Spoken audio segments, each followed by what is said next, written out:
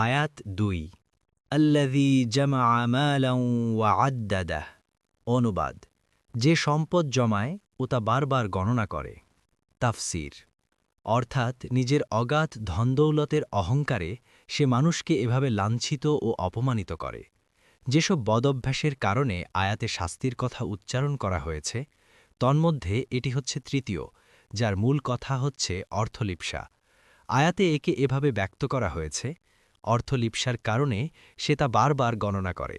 গুণে গুণে রাখা বাক্য থেকে সংশ্লিষ্ট ব্যক্তির কার্পণ্য ও অর্থ লালসার ছবি চোখের সামনে ভেসে ওঠে। তবে অন্যান্য আয়াত ও হাদিস সাক্ষ্য দেয় যে অর্থ সঞ্চয় করা সর্বাবস্থায় হারাম ও গুনাহ নয়। তাই এখানেও উদ্দেশ্য সেই সঞ্চয় হবে যাতে জরুরি হক আদায় করা হয় না, কিংবা গর্ব ও অহমিকা লক্ষ্য হয়, কিংবা লালসার কারণে দিনের জরুরি কাজ বিঘ্নিত হয়। আদওয়া উল বায়ান।